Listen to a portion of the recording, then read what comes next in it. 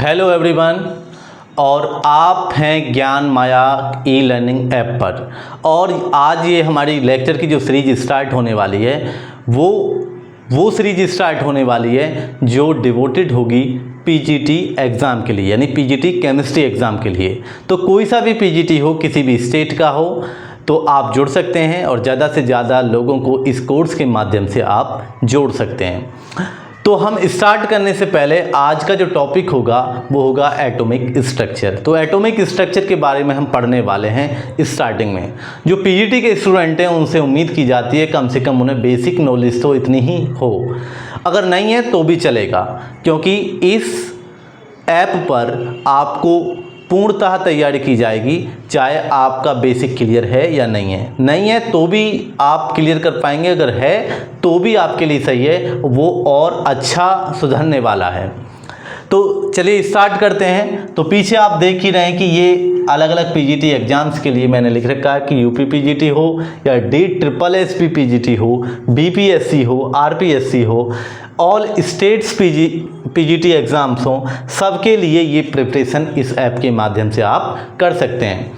तो पहला जो हमारा स्टार्टिंग होगी वो सिलेबस डिस्कशन की वीडियो आप देख सकते हैं, और उसके लिए मैंने आपके लिए डॉक्यूमेंट भी यानी सिलेबस भी आप डाउनलोड करके रखिए। कोई भी एग्ज़ाम देने से पहले आपके पास प्रॉपर उसका सिलेबस होना चाहिए, तो उसका सिलेबस पढ़िए। फिर स्टडी मटेरियल कहाँ से कलेक्ट करेंगे, और फिर उसके लिए एक प्रॉपर स्ट्रेटेजी बनानी होती है कि जिससे एक टाइम बाउंडेशन में उस सिलेबस को किया जा सके।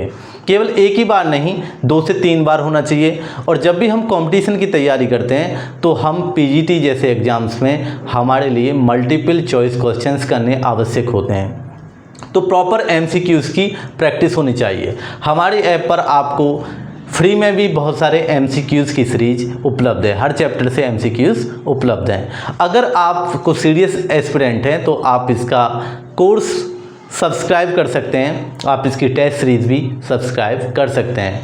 तो आप बने रहिए इस ऐप के साथ और ज़्यादा से ज़्यादा लोगों को रिकमेंड भी करिए, जिससे सभी लोग इसका फ़ायदा ले सकें।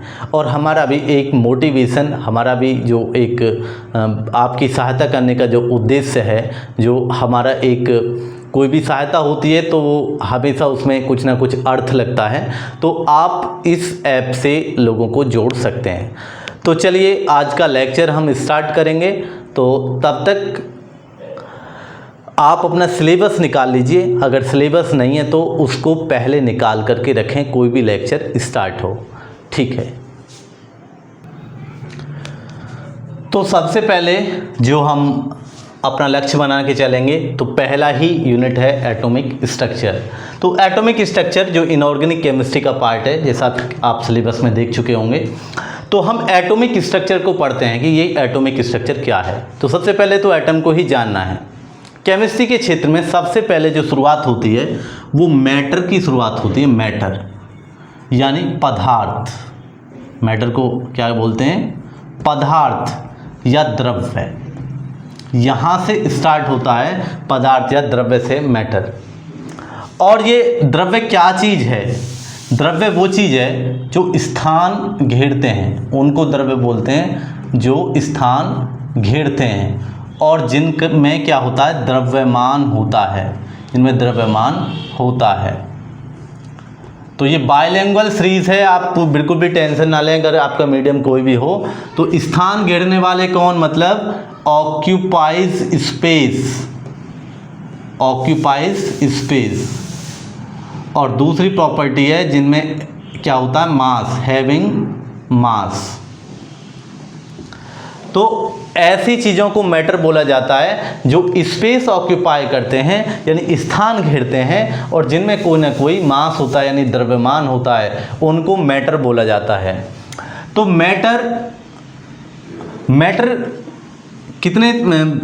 मैटर के जो पार्टिकल्स होते हैं वो छोटे छोटे पार्टिकल से मिलकर बना होता है कोई भी matter.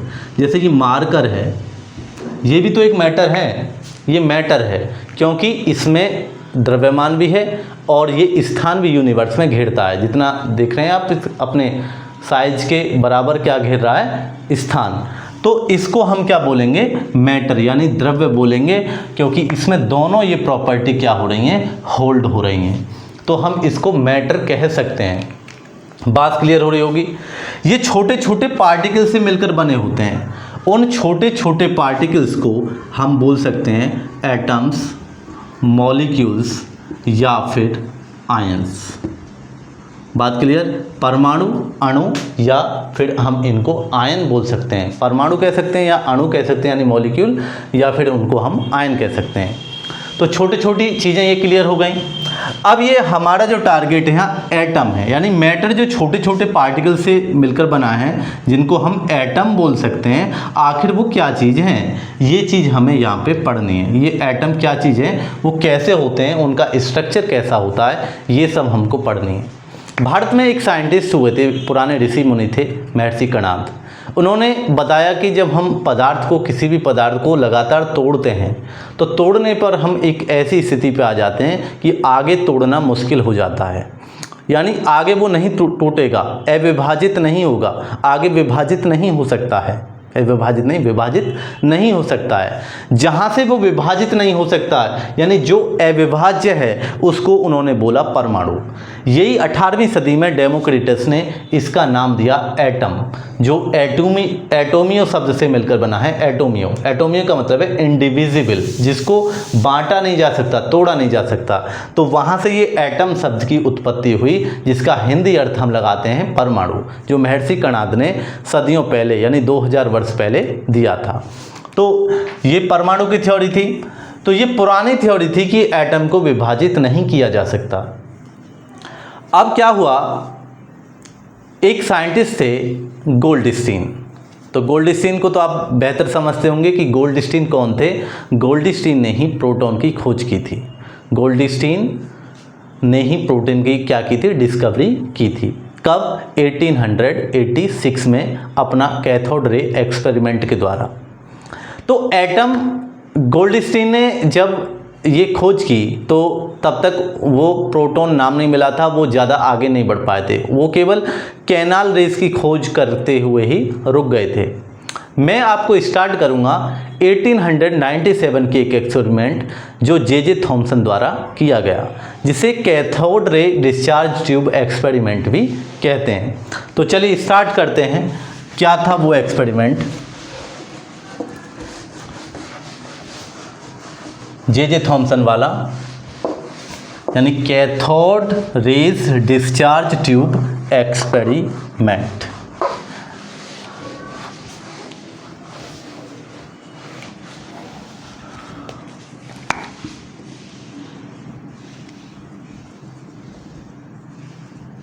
Cathode rays discharge tube experiment क्या था, 1897 में परफॉर्म किया गया, किसके द्वारा, जे थॉमसन के द्वारा। आप नोट डाउन भी कर सकते हैं चीज़ों को, साथ अपनी कॉपी लेके बैठिए, कभी भी पढ़ें कॉपी लेकर के बैठें और चीज़ों को नोट डाउन करें। और क्लास के बाद आपको प्रॉपर असाइनमेंट सबके मिल जाएंगे, तो आपको ये नोट्स भी मिलेगा, कोई दिक्कत की वाली बात नहीं है, लेकिन फिर भी आप नोट डाउन करें। बहुत अच्छे से आपको ये स्टडी करने का मौका मिलेगा इस ऐप के माध्यम से, और ये सफलता की ऐप है आपने जो डाउनलोड की है। तो जे थॉमसन ने 1897 में एक ट्यूब थी, ये कैथोड रे डिस्चार्ज ट्यूब क्या थी, एक थी इस टाइप की ट्यूब, जिसमें ऑलरेडी पहले से ही फिट थे 2 इलेक्ट्रोड। इस टाइप की एक ट्यूब थी जिसे कैथोड रे डिस्चार्ज ट्यूब कहते थे। ये गिलास की बनी हुई थी, गिलास की यानी कांच की बनी हुई एक ट्यूब थी, और उसमें 2 इलेक्ट्रोड मेटल के फिट थे, पहले से सील्ड पैड, ठीक है। और इसमें एक वैक्यूम पंप भी था जो अंदर की हवा को बाहर निकाल सके और या किसी चीज़ को भर सके, ठीक है। यहाँ से हम भर भी सकते थे, वैक्यूम पंप यहाँ लगा हुआ था। ये ट्यूब यूज की थी किसने, जे थॉमसन ने। अब कैसे यूज की थी ये आप समझ लीजिए, कैसे यूज की थी। ये आपकी ट्यूब है, थोड़ी बड़ी बनाते हैं। हाई वोल्टेज बैटरी थी जिससे सब को कनेक्ट, एक स्विच लगा दिया था। ये यहाँ पे इलेक्ट्रोड है, इसको वायर के द्वारा यहाँ से कनेक्ट कर दिया। यहाँ पर ये वैक्यूम पंप था, निर्वात नलिका भी कह सकते हैं, निर्वात पंप यानी वैक्यूम पंप। क्या बोलेंगे? Vacuum pump. इंग्लिश में बोलें तो वैक्यूम पंप। तो वैक्यूम पंप था ये पॉजिटिव और ये आपका नेगेटिव। तो हम कैथोड रेज की बात कर रहे हैं तो इधर मैं दिखाई देता हूँ, ये पॉजिटिव ये नेगेटिव। क्यों दिखाया ये आपको पता चल जाएगा। देखिए ये है आपकी ट्यूब, ये ट्यूब है और इसमें हमको एक्सपेरिमेंट परफॉर्म करना है। कैसे परफॉर्म करना है? उन्होंने क्या देखा था कि इसमें बहुत सारी गैसेस फिल्ड कर दी, इनर्ट गैस जो क्रिया नहीं करती हैं, और फालतू वायु को पहले ही बाहर कर दिया था। सिस्टम को हाई वोल्टेज बैटरी से कनेक्ट कर दिया, हाई वोल्टेज बैटरी से पहले ही क्या कर दिया? कनेक्ट। और हाई वोल्टेज बैटरी से, और इसके अंदर लो प्रेशर क्रिएट कर दिया। कैसा प्रेशर? लो प्रेशर, बहुत ही कम। लो प्रेशर अब कितना कम हो सकता है कि ये 10⁻⁴ एटमॉस्फेरिक प्रेशर था और 10⁴ प्लस की यानी 10,000 वोल्टेज थे। 10,000 वोल्ट का हाई वोल्टेज बैटरी से इसको कनेक्ट कर दिया। ये रीडिंग्स थी। जैसे ही क्या देखते हैं कि जैसे ही सिस्टम को ये बिल्कुल अच्छे से कनेक्ट करते हैं तो कोई भी ऐसी प्रॉब्लम ना लें। तो जैसे ये कनेक्ट करते हैं इसको तो यहाँ से कुछ रेज निकलती हैं, इनविजिबल, जो दिखाई नहीं देती हैं। पर पता कैसे चला कि इनविजिबल रेज दिखाई तो नहीं दे रही हैं, लेकिन पता कैसे चला? इसके लिए भी उन्होंने एक सिस्टम में अपडेशन किया था, यानी इसमें कैथोड रे ट्यूब में ये जो इनका एनोड था वो छिद्रदार था, यानी परफोरेटेड का मतलब होता है छिद्रदार। और इसके पीछे जिंक सल्फाइड जो एक फॉस्फोरेसेंट यानी जो स्फुरदीप्त पदार्थ है, यानी जिस पर कोई भी एड्रेस से कोई भी किरण पड़ेगी तो वो चमकता है, उनको स्फुरदीप्त पदार्थ कहते हैं, यानी फॉस्फोरेसेंट मटेरियल। अब ये कौन सा मटेरियल था? ये था जिंक सल्फाइड। इन्होंने यहाँ कोटिंग किसकी की, किसकी पुताई कर दी थी? जिंक सल्फाइड की पुताई कर दी। किसके पीछे? एनोड के पीछे। एनोड के पीछे जिंक सल्फाइड की पुताई करने के बाद क्या देखते हैं कि कुछ चमक इस ZnS पर बन रही है, और ZnS पर चमक बन रही है। अगर इसके बीच में कोई मेटल की बड़ी शीट रख दी जाए तो ये चमक बननी बंद हो जाती है, यानी इस मेटल की शीट को ये किरणें पार नहीं कर पा रही हैं। अगर पतली परत कोई भी पतली मेटल शीट रखते हैं तो चमक वहाँ पर फिर भी बनती रहती है। तो उससे उन्होंने निष्कर्ष निकाला कि ये शायद जो रेज आ रही हैं वो नेगेटिव की ओर से, यानी कैथोड की ओर से कुछ रेज आ रही हैं, जो परफोरेटेड जो हमारा एनोड है उसके पीछे जो ZnS की कोटिंग है फॉस्फोरेसेंट मटेरियल की, उस पर चमक बना रही हैं। इसका अर्थ है, तो उन्होंने इस रेज को नाम दे दिया कैथोड रेज। कैथोड रेज नाम दे दिया किसने? J.J. थॉमसन ने, क्योंकि ये कैथोड की तरफ से आ रही हैं। बहुत सारी चीज़ें उन्होंने चेक की। एक तो ये बिल्कुल सामने ही यहाँ पर कैथोड और सामने ही क्या है इसका एनोड, तो ये सीधी सीधी आ रही हैं, सीधी सीधी आ रही हैं। इसका मतलब ये सीधी रेखा में चलती हैं। इसके बीच में एक उन्होंने पैडल यानी चक्का रखा, एक पैडल रख के देखा पंखा जैसा, तो वो घूमने लगा। तो इसका मतलब इनमें क्या होती है? इनमें काइनेटिक एनर्जी भी होती है जो किसी भी चीज़ को घुमा सकती है, यानी कोई भी कोई घूमने वाली चीज़ है, जैसे कोई फिरक नहीं समझ लीजिए, वो घूमती है। यहाँ पर उन्होंने इलेक्ट्रिक फील्ड और मैग्नेटिक फील्ड भी क्रिएट करके देखे दोनों ओर। तो क्या देखते हैं कि इलेक्ट्रिक फील्ड में ये हमेशा पॉजिटिव प्लेट की ओर गई, और मैग्नेटिक फील्ड में भी इन्होंने क्या दिखाया, डिफ्लेक्शन दिखाया। मैग्नेटिक फील्ड में भी क्या दिखाया, डिफ्लेक्शन, यानी विचलन हुआ इनका। मैग्नेटिक फील्ड में भी ये मुड़ी। तो इससे पता चलता है कि जब हम इलेक्ट्रिक फील्ड या मैग्नेटिक फील्ड रखते हैं तो इनमें डिफ्लेक्शन देखने को मिलता है। तो कहने का मतलब है कि जब भी ये कैथोड रेस को आप कहाँ रखोगे, इलेक्ट्रिक फील्ड या मैग्नेटिक फील्ड में, तो क्या दिखेगा, डिफ्लेक्शन, यानी विचलन दिखेगा, ये मुड़ेंगी। जैसे इलेक्ट्रिक फील्ड में ये पॉजिटिव प्लेट की ओर मुड़ी, तो इससे ये भी पता चल रहा है कि ये नेगेटिव रेस से मिलकर बनी हुई हैं, यानी नेगेटिव पार्टिकल से मिलकर बनी हुई हैं। मैग्नेटिक फील्ड में भी डिफ्लेक्शन दिखाई दे रहा है, लेकिन इलेक्ट्रिक फील्ड और मैग्नेटिक फील्ड की एब्सेंस में हमें क्या देखते हैं कि ये एक स्ट्रेट लाइन में चलती हैं। बीच में हमने एक पंखा रखा तो वो भी घूमने लगा, इससे पता चलता है इनके पास काइनेटिक एनर्जी भी है। तो ये बात हमें क्लियर हो रही है यहाँ तक।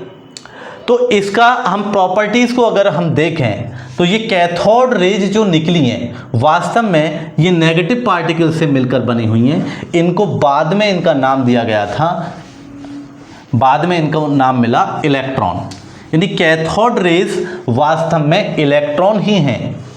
क्या हैं, इलेक्ट्रॉन ही, क्योंकि इनको नाम मिला हुआ है इलेक्ट्रॉन्स। तो हम कह सकते हैं कि कैथोड रेज आर इलेक्ट्रॉन्स, या cathode rays are formed of electrons, यानी इलेक्ट्रॉन से मिलकर बनी हुई हैं कौन, कैथोड रेज। और ये कहाँ से आती हैं, नेगेटिव से होकर के आती हैं, इसलिए इनका नाम कैथोड रेज है। तो प्रॉपर्टीज़ देख लेते हैं, प्रॉपर्टीज़, गुण, कैथोड रेज के गुण, प्रॉपर्टीज़ ऑफ कैथोड रेज।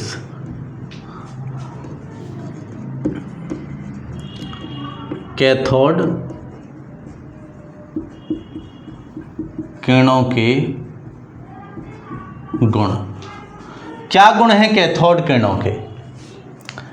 एक तो सीधी रेखा में चलती हैं, पहला गुण तो यही है कि ये सीधी रेखा में चलती हैं, सीधी रेखा में चलती हैं, रेखा में चलती है, सीधी रेखा में चलती हैं कौन, कैथोड रेज, स्ट्रेट लाइन में। दूसरा, नेगेटिव पार्टिकल से मिलकर बनी हुई हैं, जिनको हम क्या कहते हैं, इलेक्ट्रॉन बोलते हैं। इलेक्ट्रॉन बोलते हैं नेगेटिव पार्टिकल से मिलकर बनी हुई हैं। तीसरा, काइनेटिक एनर्जी रखती हैं, यानी गतिज ऊर्जा है इनमें, क्योंकि अगर हम किसी पैडल को बीच में रखें तो वो घूमने लगता है, इससे पता है कि इनमें गतिज ऊर्जा है। अगला पॉइंट हम बोल सकते हैं कि गतिज ऊर्जा है। अगर किसी पतली एल्युमिनियम की शीट को हम बीच में रखें तो उनके आर पार होकर गुजर जाती हैं, यानी भेदन क्षमता है, भेदन क्षमता, पेनिट्रेटिंग पावर, पेनिट्रेटिंग पावर है, भेदन क्षमता, यानी पतली धातु की चादर से होकर आर पार गुजर जाते हैं। जैसे मैं बोला करूं, आप नोट कर लिया करें उस पॉइंट को। पेनिट्रेटिंग पावर है, भेदन क्षमता है, गतिज ऊर्जा है, नेगेटिव पार्टिकल से मिलकर बनी है, जिनको इलेक्ट्रॉन कहते हैं, सीधी रेखा में चलती हैं, in the absence of electric field and magnetic field, यानी इलेक्ट्रिक फील्ड या मैग्नेटिक फील्ड नहीं है तो ये सीधी जाएंगी, इलेक्ट्रिक फील्ड में पॉजिटिव की ओर मुड़ जाएंगी। ठीक है, ये इनके गुण हैं, किनके, कैथोड किरणों के गुण हैं ये। ठीक है, इससे क्या पता चला, इसका क्या एडवांटेज रहा उसके प्रैक्टिकल का, थॉमसन के। इसका एक बहुत समय पहले डाल्टन ने एक थ्योरी दी थी जिसे कहते थे डाल्टन्स एटॉमिक थ्योरी, डाल्टन का परमाणु सिद्धांत। अगर किसी को वैसे तो प्रॉब्लम नहीं होगी, लैंग्वेज प्रॉब्लम हो तो बता सकते हैं। बहुत समय पहले डाल्टन ने एक एटॉमिक थ्योरी दी थी जिसे कहते थे डाल्टन का परमाणु सिद्धांत। उसमें एक कथन था कि एटम इज इंडिविजिबल या atom is the smallest particle of any matter. किसी भी पदार्थ का छोटे से छोटा पार्टिकल, सूक्ष्मतम कण जो है वो है परमाणु। ये कहा था डाल्टन एटॉमिक थ्योरी ने। लेकिन जे थॉमसन ने एक एटम से, यानी कैथोड, ये क्या थे, ये जो इसमें इलेक्ट्रोड लगे हुए थे ट्यूब में, ये इलेक्ट्रोड जो हैं ये भी मैटर हैं, और इसमें जो गैसेस हैं ये भी तो मैटर हैं, ये भी तो पदार्थ हैं। इनसे जो पार्टिकल निकले, इनसे और छोटे पार्टिकल निकले जिनको इलेक्ट्रॉन बोला गया। तो एटम तो डिविजिबल हुआ, यानी विभाजित हो गया ना एटम। तो ये थ्योरी फेल हो गई, डाल्टन एटॉमिक थ्योरी का वो पोस्टुलेट, वो कथन जिसमें उसने कहा कि एटम सबसे छोटा पार्टिकल होता है। तो ये कथन फेल हो गया।